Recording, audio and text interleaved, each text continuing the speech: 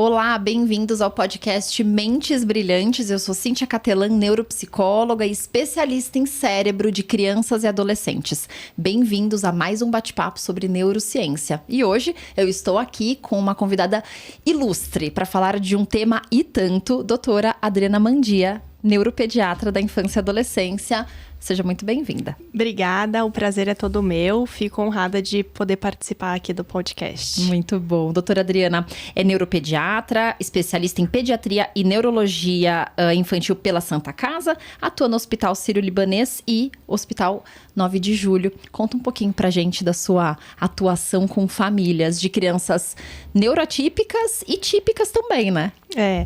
Para mim é um grande prazer. Eu acho que é um grande aprendizado, né? A gente poder lidar com essas famílias, porque elas trazem as queixas delas, mas no fundo quem mais aprende somos nós mesmos, né? Sim. Parece um pouco clichê, mas não é. É isso que acontece. E eu atuo, né, nos hospitais e no meu consultório. Então, faço a parte da neurologia infantil geral, focada nos transtornos do neurodesenvolvimento, dentre eles o TDAH. Sim, o famoso, né? O famoso. Eu também recebo muitas famílias que estão dentro do transtorno do déficit de atenção e hiperatividade, que carinhosamente os chamo de mentes brilhantes, quem me acompanha sabe, né? Porque eles, de fato, têm um cérebro muito potente e que, por suas desordens ali neurobiológicas, acabam precisando de alguns ajustes, na verdade, né? E uma das nossas maiores preocupações, e é o nosso tema de hoje, sono e TDAH. Queremos muito entender se TDAH tem mesmo uma desregulação com sono, se é algo característico do transtorno, ou se é uma coincidência, porque na anamnese, por exemplo, que eu faço com as famílias que me procuram para avaliação neuropsicológica, é muito comum, eles nem sabem se o filho tem ou não TDAH. Mas aí quando a gente fecha o diagnóstico ao final da avaliação, e eu vou retomar a minha anamnese com a família, via de regra, essa criança desde bebê foi considerada uma bebê de sono agitado. E está ali naquela etapa da infância ou da adolescência, ainda muitas vezes com dificuldades também para dormir. Então, é uma característica do transtorno, é uma coincidência, enfim, conta um pouco pra gente. Tá. Acho que esse tema é muito relevante, né? A gente falar do sono na criança com TDAH é muito importante, até porque o sono, ele é uma das vertentes do tratamento do TDAH. Eu preciso que esse indivíduo tenha um sono reparador, que ele acorde descansado. Porque se ele não acorda descansado, por qualquer motivo, no dia seguinte ele vai estar menos atento, ele não vai conseguir prestar tanta atenção e até mesmo o corpo dele, para se manter acordado, pode se agitar e levar a essa inquietude. Então, um sono não reparador pode intensificar os sintomas do TDAH. Uau! Tá? Então, é muito importante na anamnese a gente sempre perguntar ativamente do sono, porque às vezes as famílias são tantas informações que elas esquecem de trazer, isso fica ali num cantinho e não vem até nós profissionais. Então, nós temos que ser ativos nessa pergunta, tá? Isso é super importante. Tá. Nós temos quadros de TDAH sem nenhuma alteração do sono, temos quadros de TDAH com alterações do sono e temos quadros que são distúrbios do sono, né? Então, o profissional tem que saber separar em qual grupo que aquele indivíduo tá. Eu entendendo que eu estou no grupo do TDAH com alterações do sono, que isso pode acontecer, sim, e é relativamente frequente, eu vou ter que entender o que está causando essa alteração no sono do indivíduo. E aí isso é multifatorial, né? São vários fatores que podem causar essa alteração no sono. Então, alguns desses fatores, quais que são? A gente pode ter um distúrbio do sono mesmo, o paciente pode ter TDAH e um distúrbio do sono associado. O paciente pode ter uma dificuldade de iniciar o sono, ele pode ter uma obstrução de via aérea superior, que causa uma apneia, e com isso ele pode gerar ronco, e o sono dele não vai ser reparador. Então, aí a gente, por exemplo, num caso desses, tem que encaminhar para a especialidade de um otorrinolaringologista, avaliar o paciente. Tá. A gente pode ter casos onde o paciente, por exemplo, usa o psicoestimulante em horários inadequados. E aí o próprio psicoestimulante pode estar afetando o sono do indivíduo. Tá. Podemos ter casos de insônia, enurese noturna, que é o escape do xixi à noite. Nós podemos ter casos, por exemplo, de outras comorbidades junto do TDAH, como um transtorno de ansiedade, um transtorno depressivo. E isso tudo pode influenciar o sono do paciente. Tá. Então, assim, isso é sempre muito importante de ser questionado. E se a gente percebe que tem uma alteração no sono, temos que corrigi-la. Tá. Para que aí esse sono seja reparador e não piore, não intensifique os sintomas do TDAH. Tá? Esse sono agitado que muitas famílias colocam, Sim. a gente tem que individualizar. Se é só um sono agitado, mas ele é reparador, a criança acorda descansada e não tem nenhum distúrbio do sono associado, tudo bem, sem problemas. Agora, se não for esse o caso, aí a gente tem que atuar, sim, para melhorar o sono desse paciente. Ou seja, não necessariamente o TDAH vem com dificuldades para dormir, mas pode estar associado. E aí a gente pensaria que pode ser uma comorbidade junto ao TDAH, que são os distúrbios do sono, diferente de só ter uma noite de sono agitada. Noite de sono agitada não é distúrbio de sono. Exatamente. E para os casos onde aí a gente nota que existe um distúrbio do sono, aí a avaliação vai se aprofundar. Então, provavelmente a gente vai pedir uma polissonografia, que é um exame feito para avaliar toda essa estrutura do sono. Tem trabalhos que mostram que sim, que em alguns pacientes com TDAH, não é todo mundo, alguns, você tem uma alteração nessa arquitetura do sono pela polissonografia, isso pode acontecer. Então, sempre isso tem que ser questionado e a gente tem que ter em mente que pode ser que exista um distúrbio do sono associado.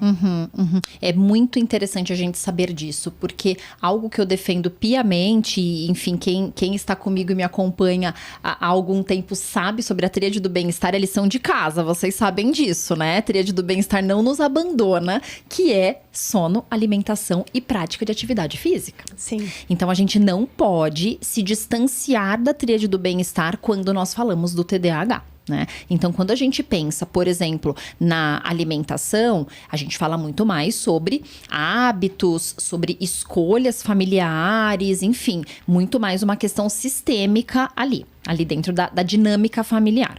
Quando a gente fala da prática de atividade física, também. Aliás, muitas crianças, inclusive, praticam porque é muito comum, seja na escola, seja uma atividade extra. Então, faz o judô, faz a natação, enfim. Eu tenho menos dificuldade com a prática de atividade física, você nota isso? Essa é mais tranquila, eles gostam, né? A maioria gosta. Exatamente. Essa é mais tranquila, acaba até sendo um momento de lazer ali do dia deles. É isso, exatamente. Eles já têm muitos compromissos e aí a agenda de criança hoje em dia é lotada. Né? Mais do que as nossas, às vezes. Exatamente. Então, eu sempre percebo que tem espaço para atividade física para eles. Mas a alimentação e sono, eu realmente percebo que é parte da tríade que, em geral, vem comprometida. A alimentação, entendo que tem uma questão comportamental e sistêmica. Agora, o sono tem essa questão de poder estar associado a um distúrbio, alguma desregulação mesmo, porque podemos estar diante, claro, de questões comportamentais, mas existe também algo mais neurobiológico ali acontecendo, né? Para isso, a gente precisa de alguma intervenção junto com o remédio para TDAH, também tomar algum remédio para o sono, não? Isso é variável. Tá. Pode ser que sim. Em alguns casos, a gente associa, assim, algumas medicações. Tá. Mas é muito importante colocar que a gente tem que ver se a gente tem um distúrbio do sono de fato ou não, para ver se essa medicação é ou não necessária, ou se é mais uma questão comportamental. Porque muitas dessas alterações do sono, eu vou corrigir na parte comportamental. Tá. Então, é na rotina da família. Então, isso é que a gente tem que diferenciar, tá? Mas, em alguns casos, a gente sim associa medicações. Tá. Só que depende, a gente tem que entender se toda essa questão comportamental foi corrigida também. Até, enfim, essa é uma pergunta, assim, que eu tenho. Até porque recebo de muitas famílias, eu fui tentando transcrever um pouco e juntar tudo que as famílias me trazem para conseguir trazer as dúvidas deles para você nos ajudar hoje aqui num grande compiladão aqui dessa conversa, né? E parte dessas dúvidas diz respeito a... Eles resistem para dormir porque parece que o TDAH tem tanta energia que esse cara, enfim, quer que o dia dure 48 horas, não 24. E daí temos dois cenários. Essa resistência para dormir versus essa história de dificuldade para dormir. São duas coisas distintas, né? Então, como que nós podemos ajudar? Tanto na parte comportamental, porque tem uma questão de rotina, escolhas, etc. Mas também pensar um pouco na qualidade desse sono. De que forma que a gente pode ajudar? Isso eu acho que é uma das partes mais importantes, isso que eu vou falar agora, porque grande parte dessas alterações do sono são corrigidas com isso que eu vou falar agora, que é o que a gente chama de higiene do sono. Ótimo. Né? Então, a gente ter essa higiene do sono funcionando, ela é de extrema importância. E a gente percebe que grande parte a gente consegue corrigir com isso sem não tendo que necessariamente associar uma medicação. Tá? E o que contempla essa higiene do sono? A criança geralmente ir dormir e acordar no mesmo horário, para ela regular o relógio biológico e o ciclo sono-vigília dela. O ambiente estar silencioso e escuro quando ela for dormir. Ela ter uma rotina do sono antes de dormir. Então, seja vai tomar um banho, vai ler um livro, conta uma história, e que essa rotina aconteça da mesma maneira todas as noites, porque é uma forma da criança entender e do corpo dela entender que tá chegando o momento dela relaxar. Sim. E de dormir, tá? Outras coisas importantes, essa criança, eu tô dizendo criança, adolescente, até adultos mesmo, tá? A higiene do sono funciona para todos. Mas esse indivíduo dormir e acordar na cama dele, no quarto dele, isso também é importante. Dormir um número de horas adequado, né? Então, a gente sabe que crianças de 3 a 5 anos, o recomendado é que elas durmam uma média de 10 a 13 horas. Crianças de 6 a 13 anos de idade, de 9 a 11 horas. E crianças de 14 a 17 anos de idade, crianças não mais, né? Adolescentes. O recomendado é dormir de 8 a 10 horas. Então, ter o número de horas adequadas de sono, lógico que isso é uma média, mas mais ou menos isso é o recomendado. Então, toda essa higiene do sono é importante. Só que isso também exige um esforço de toda a rotina de uma família. Porque às vezes cada família tem sua demanda. Então fala, não, mas eu chego do meu trabalho às 10 da noite, o meu filho quer me ver, então ele tá acordado. Só que essa criança vai acordar às 6 da manhã. Então como é que a gente vai encaixando tudo isso naquela rotina? Sim. Para isso também, quando a gente percebe uma dificuldade maior da família conseguir fazer com que essa higiene do sono funcione, nós temos as consultoras do sono, que elas podem auxiliar essas famílias. Além disso, em alguns casos, a gente tem até terapia cognitivo-comportamental, com técnicas de relaxamento, para fazer com que a criança consiga pegar no sono. Algo, assim, super importante, as telas, né? Então, para tudo que o tema agora é bombástico. Se você não quer ouvir verdades, desliga esse vídeo. Porque esse tema mexe com a gente, não é com as crianças. Exatamente. Então, assim, o excesso de telas, a luminosidade das telas, elas vão atrapalhar o sono. Então, né, precisa haver um limite, né, de tempo de exposição de telas. E principalmente final da tarde para noite. Que tipos de alimentos esse indivíduo consome também. Muito bom. Então, final da tarde para noite, evitar alimentos como chocolate, cafeína, chamate, refrigerante, que são alimentos estimulantes. Então, tudo isso tem que ser contemplado.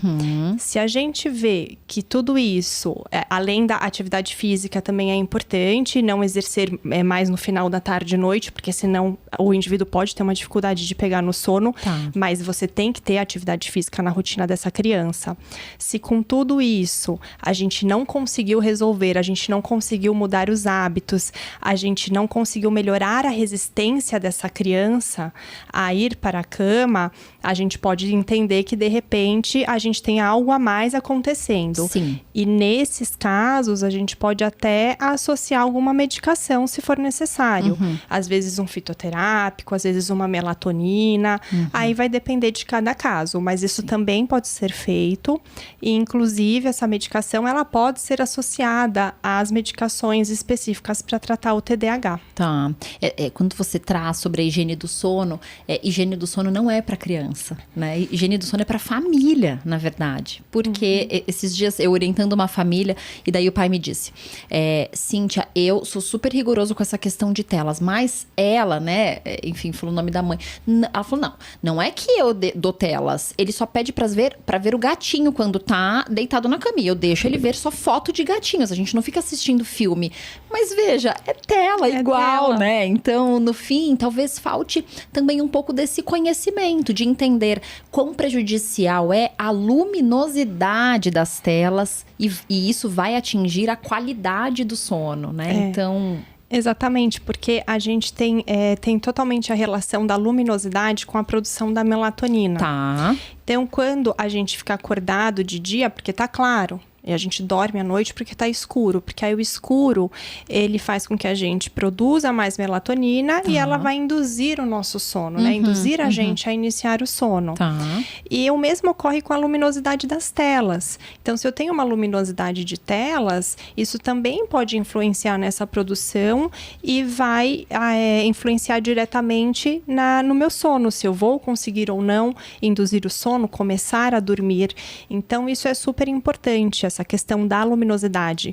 Por isso também que uma das orientações é o ambiente estar escuro, né? Sim. Então, isso é importante. Eu como, enfim, uma terapeuta comportamental, né? Eu vou sempre pensar que, e baseado em neurociência, que a consistência é que vai levar esse cérebro a entender. Então, não só a parte neurobiológica necessariamente, mas existe também uma parte comportamental que, uma vez consistente, esse corpo e esse cérebro, eles vão entendendo de forma muito dinâmica os processos, né? O começo, meio e fim. Em casa, a gente tem 2 luzes diferentes na sala e aí chegamos no final da tarde com a Catarina em casa, enfim, brincando e etc e tal. Dá um determinado horário, eu troco a luz. É imediato. Ela diz, hora da história, mamãe. Ela tem 1 ano e 10 meses, né? É isso. Ela já sabe que, se ela está brincando de Lego, por exemplo, que ela adora, ela começa a recolher, ela vai pegar o livro, porque ela sabe que o momento que eu troco a luz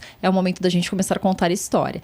Ou seja, é hábito, né? Existe uma necessidade de consistência, não só para o comportamento, mas para o cérebro também entender que é hora de relaxar. Então, entendo que essa produção da melatonina, né? Exatamente. E é uma questão, é isso que você falou, é hábito, é treino. Às vezes o paciente vai no consultório e fala, eu pergunto, que horas que você dorme? 00:30. Tá. Eu falo, vamos ter que mudar. E que horas acorda? 6 da manhã. Vamos ter que mudar esses horários, vamos ter que ajustar esses horários. Sim. E aí eu falo, vai aos poucos, porque às vezes não adianta eu falar, não, a partir de amanhã você tem que dormir 9 da noite. Isso. Ele não vai conseguir. Então, por quê? Porque o corpo dele não está acostumado a isso, não é um hábito. Então, ele tem que ir adquirindo o hábito e treinando para que aí uma hora o corpo dele comece a entender que é dessa maneira que vai funcionar. Sim. E isso vai acontecendo aos poucos. Então eu vou, olha, cada dia você vai meia hora mais cedo. Ou a cada 3 dias, deite meia hora mais cedo. Até que chega um momento que o corpo habitua a aqueles horários e a funcionar daquela maneira. Que é uma maneira mais biológica biológica, né? Sim. Então ela é mais saudável.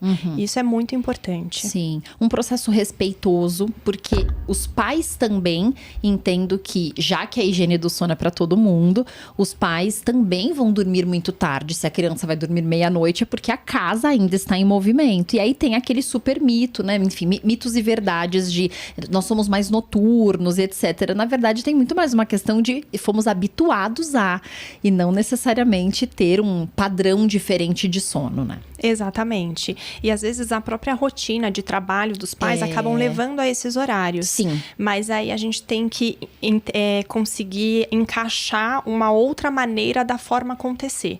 Porque se continua acontecendo desse mesmo jeito, é uma vertente do tratamento que não está funcionando. Sim. E aí, como é que eu vou melhorar o quadro do TDAH?